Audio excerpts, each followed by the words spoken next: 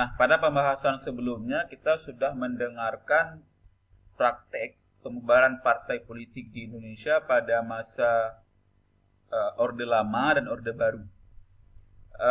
Pembahasan ini kita akan coba melihat bagaimana pembubaran partai politik di Indonesia pada masa reformasi atau biasa disebut pasca amandemen Undang-Undang Dasar 1945. Nah, di awal reformasi muncul yang namanya Undang-Undang Partai Politik. Ya. Pada saat itu pembubaran partai politik itu diletakkan di bawah kewenangan Mahkamah Agung. Nah, saat itu di bawah yang membentuk undang-undang tersebut adalah rezim Presiden Habibie. Setelah lengsernya Presiden Soeharto dibuat undang-undang partai politik pada saat itu pembubaran partai politik itu diletakkan kewenangannya pada Mahkamah Agung. Nah, seiring berjalannya waktu kemudian dilakukanlah amandemen Undang-Undang Dasar 1945 karena dianggap Undang-Undang Dasar yang lama itu telah membuat Indonesia terjebak dalam pemerintahan yang otoriter. Kemudian keberadaan Undang-Undang Dasar 1945 yang pada saat itu seringkali digunakan oleh pemerintah untuk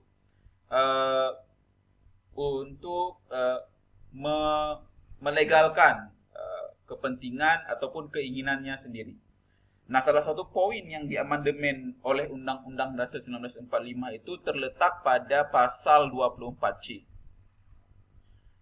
Pasal 24C itu pada dasarnya itu adalah kewenangan membentuk Mahkamah Konstitusi dan kewenangan Mahkamah Konstitusi sendiri. Pasal 24C itu disebutkan bahwasanya pembubaran partai politik itu menjadi kewenangannya Mahkamah Konstitusi. Kenapa menjadi kewenangan MK? Alasannya ada 3 pada saat itu dikemukakan. Yang pertama, pembubaran partai politik itu. Kenapa menjadi kewenangan MK? Karena ada 3 alasan. Yang pertama, bahwa pembubaran partai politik itu adalah persoalan politik. Sehingga persoalan politik juga harus diselesaikan oleh sebuah lembaga peradilan yang khusus yang lebih dianggap sebagai lembaga yang paham akan kondisi-kondisi politik yang pada saat yang terjadi. Nah, kenapa tidak diserahkan kepada Mahkamah Agung?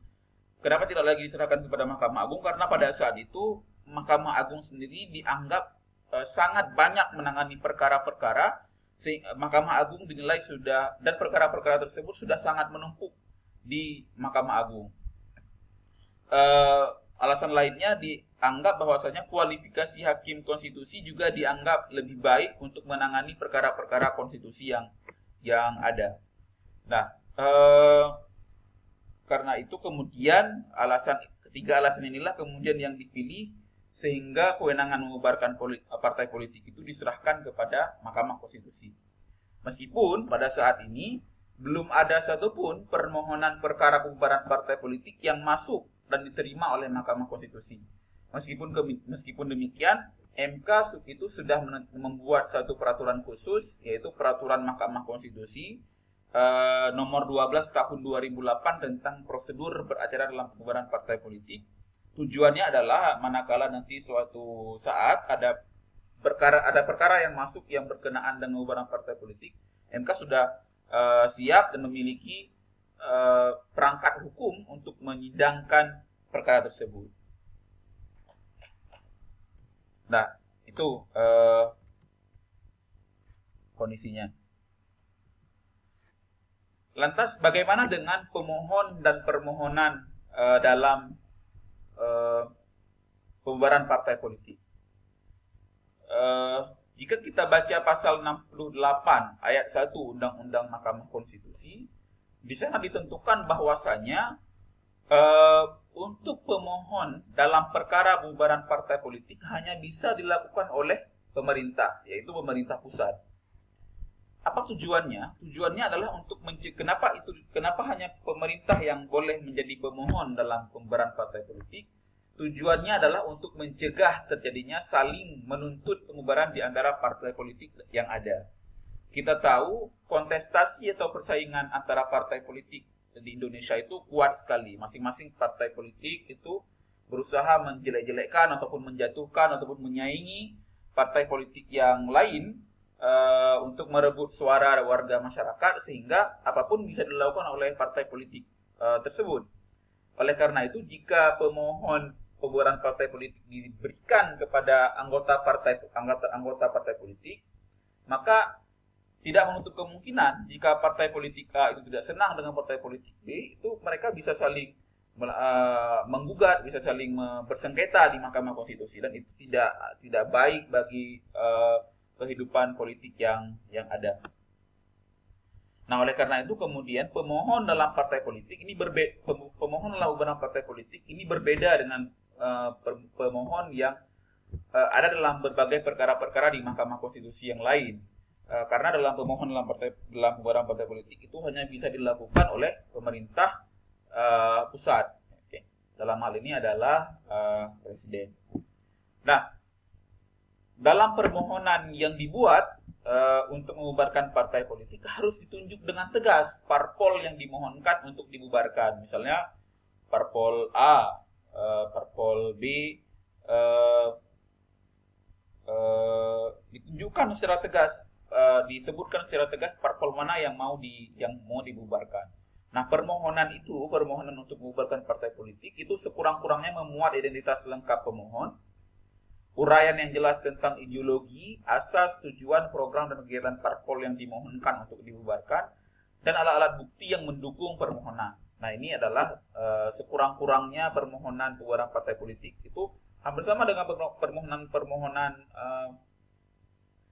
yang lain di Mahkamah Konstitusi, seperti permohonan pengujian undang-undang, ada identitas lengkap pemohonnya, kemudian uraian yang jelas tentang ideologi, asas, tujuan, program, dan kegiatan parpol yang dimohonkan untuk dibubarkan, serta alat bukti yang mendukung permohonan tersebut. Nah,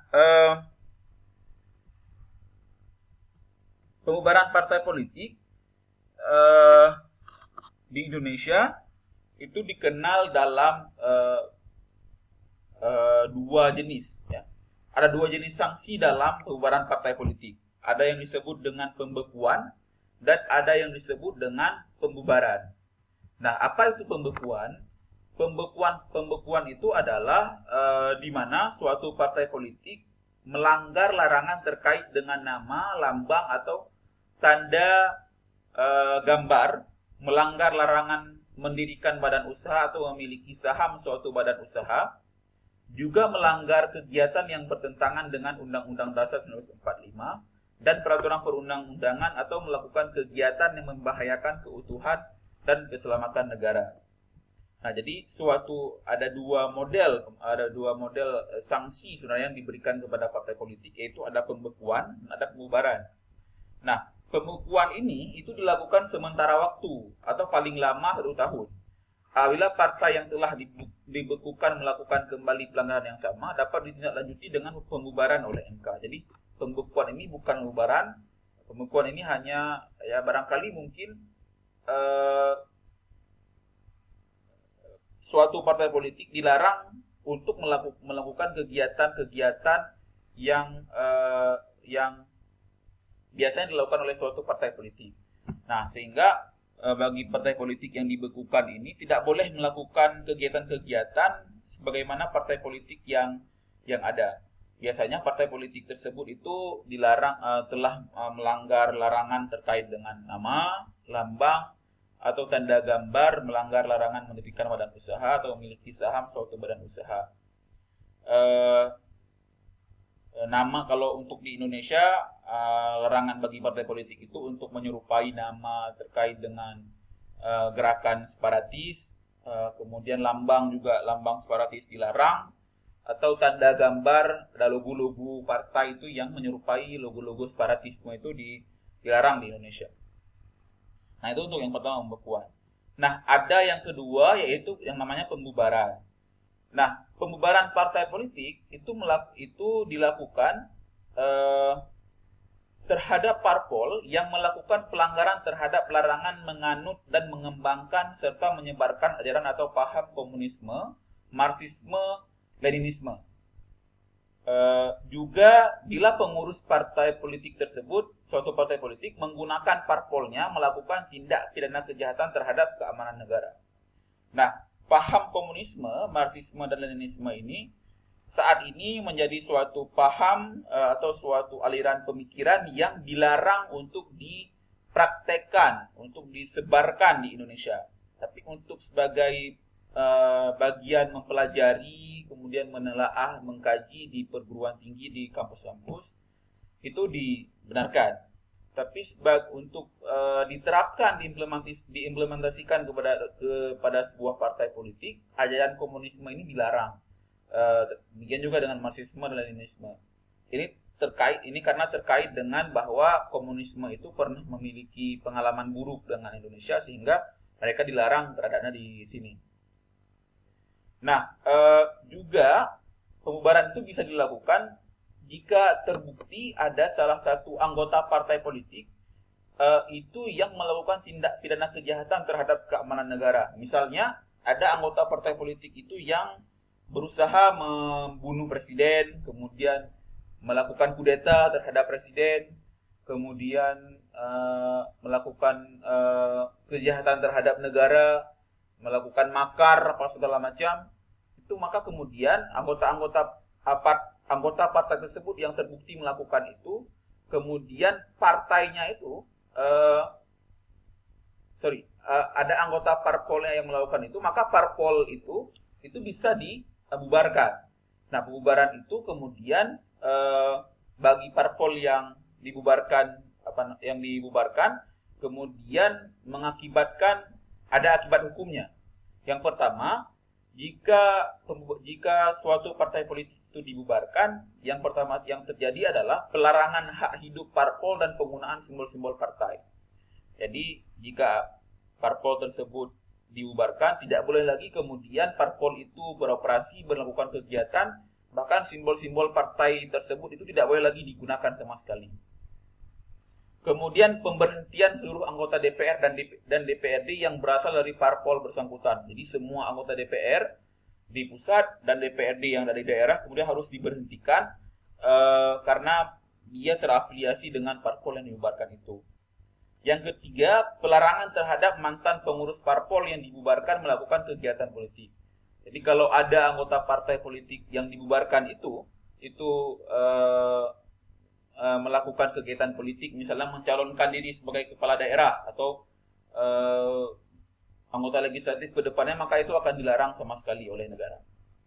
Kemudian yang terakhir itu segala aset ataupun kekayaan partai politik yang bersangkutan yang dibubarkan itu akan diambil alih oleh negara, disita oleh negara atau dirampas oleh negara. Nah, ini sekilas dari saya tentang penjelasan pembubaran partai politik yang ada di Indonesia. Semoga ada manfaatnya. Assalamualaikum warahmatullahi wabarakatuh.